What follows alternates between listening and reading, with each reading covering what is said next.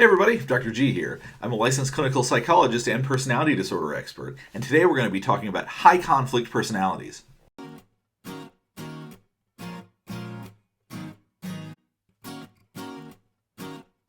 So today we're going to talk about what are high conflict personalities and how to deal with somebody that has a high conflict personality.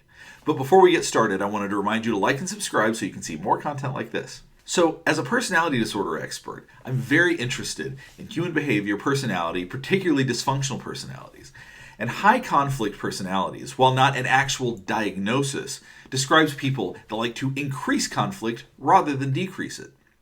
And so, when we wonder what kind of personality would do that, oftentimes we look at personality disorders like narcissistic personality disorder, antisocial, borderline personality disorder, histrionic personality disorder.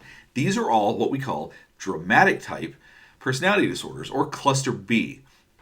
And what this means is that these are people with characterological flaws that are so deep that it's different than everybody else's personality. Their personality is dominated by one major dysfunction, like the narcissist is chronically grandiose, and that dysfunction dominates their personality. Someone with antisocial personality has no integrity, and that dominates their personality.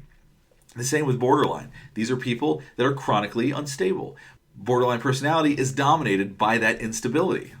So, what causes high conflict personality can be a variety of things. It's not always a personality disorder, but that definitely is a large proportion of the people who have these issues. It can also be background, it can be how people were raised, it can be that they were raised in a high conflict household, or it can be cultural. But high conflict personalities are people who want to increase conflict rather than decrease it.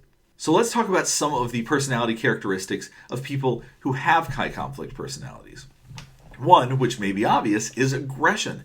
People with high conflict personalities are aggressive. They are looking for a fight. They're looking for an argument. They may enjoy getting in fights and may enjoy getting in arguments because they like the feeling of control that comes with that. Another is insecurity. They need to constantly prove to themselves that they are worthwhile, and they need to constantly prove to themselves that they matter. The opposite of love isn't hate, it's apathy. So if somebody with a high conflict personality feels hated, that makes them feel important. If they feel ignored, that makes them feel unimportant. So these people can be deeply insecure and need to constantly reaffirm that they are valuable and that they are worthwhile. Displaced anger is another reason. Displaced anger is basically when anger should be focused on one thing but is focused on another. Somebody has a hard day at work, they come home and yell at the dog. It's basically the idea that the anger is placed in places that it doesn't belong. And this can oftentimes happen with high conflict people, as they don't know how to manage or cope with their anger, so it gets directed at you instead. Personality disorders, as I mentioned previously, the dramatic type personality disorders are all very high conflict. Trauma is another one. Now, high conflict personalities can be a reaction to trying to protect oneself because our survival skills, our survival mechanisms that are built into our bodies are very, very powerful and can react very strongly. So sometimes people with high conflict personalities are really trying to protect themselves. So now let's talk about some of the symptoms of a high conflict personality. Blaming others. So in other words, not being able to take responsibility. And this is very much characteristic of a personality disorder. People with personality disorders don't have insight and they don't accept responsibility for pretty much anything.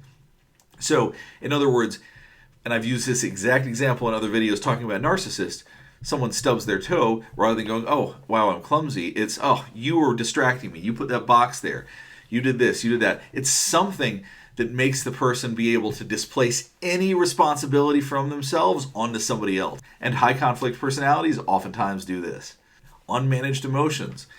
So unmanaged emotions are people that don't have the ability to cope with intense emotions, and so they express those emotions out on everybody else. They take it out on everybody else around them. So not managing their stress, their anxiety, their anger, their personality issues, whatever it is, leads to having high conflict and leads to seeking high conflict.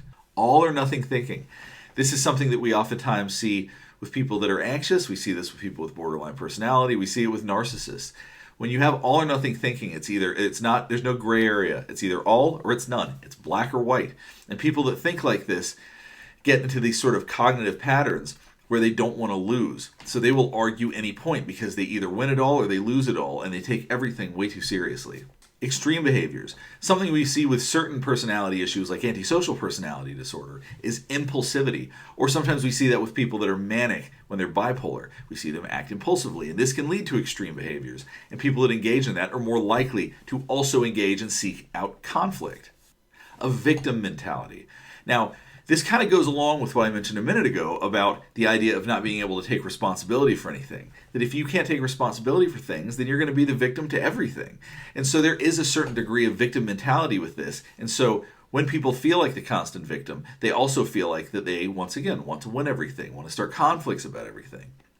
And then whether they win or lose the conflict, they're still going to feel like victims. Because if they win the conflict, someone else is going to say, but you're too mean, basically. Or was it really worth all of that just to win? And they're going to be like, oh, I guess I'm the victim then, because now I'm the bad guy.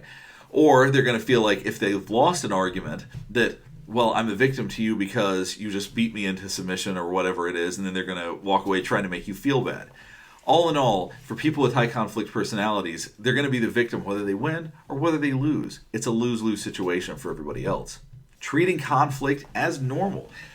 These folks will act like conflict is something that we should all have to deal with. And that's not normal levels of conflict, because we all do deal with conflict to some degree, but it's dealing with their intensity. And that's what a lot of it is about. It's about intensity. And when we're around that level of intensity, it's uncomfortable for most people. Most people don't want to deal with that. And most people don't know how to deal with that because we're not meant to be around that level of intensity. So acting like their behavior is normal is kind of gaslighting you into believing, oh no, the problem is that you're not good enough at managing conflict, so you should just be able to deal with my stuff. That must mean that you're weak. Part of it can also be a lack of communication skills, is that people really just don't know how else to communicate. It could be how they were raised, it could be part of another larger system of issues, but it's the idea that they don't know how to communicate or how to navigate things, and maybe they have no frustration tolerance, so they just get mad and they just have angry outbursts and are just okay with being highly conflictual. And lastly, personality disorders or traits. Someone can have traits of a disorder without having the full personality disorder. And so what we can see sometimes is when people don't meet full criteria, but they still have some quirks associated with this, that can still lead to people that are very high conflict. And I think everybody knows people that, or have experienced somebody at work that's the high conflict person at work, or have been in relationships where somebody's constantly confrontational.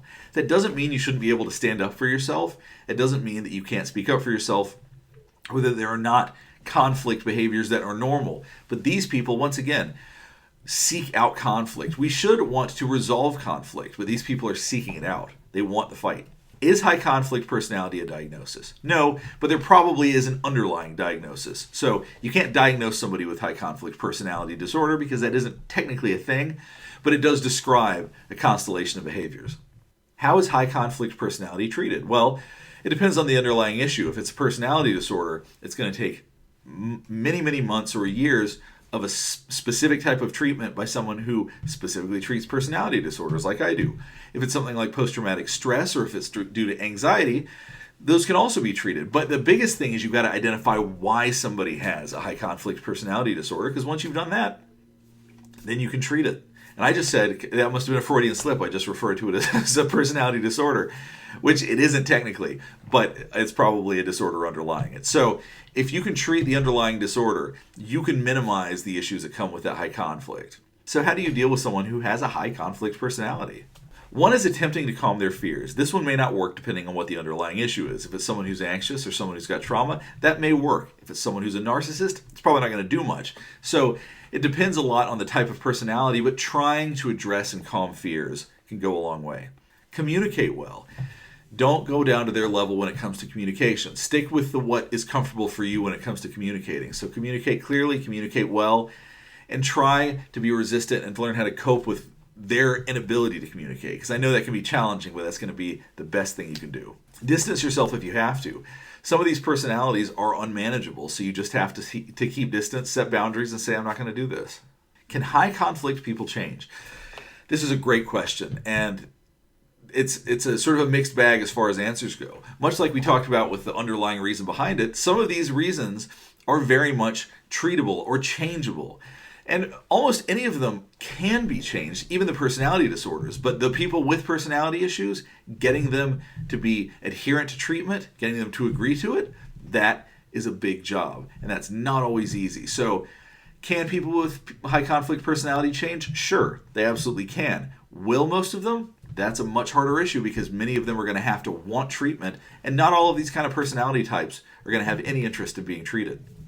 But if you have high conflict personality relationships, or you're in a relationship with someone who's like this, I highly recommend that you take the quiz below that I created, and it'll give you some idea of the impact that that relationship may or may not be having on you. So if you like this content or you want to see more, please like and subscribe. Thanks again for watching.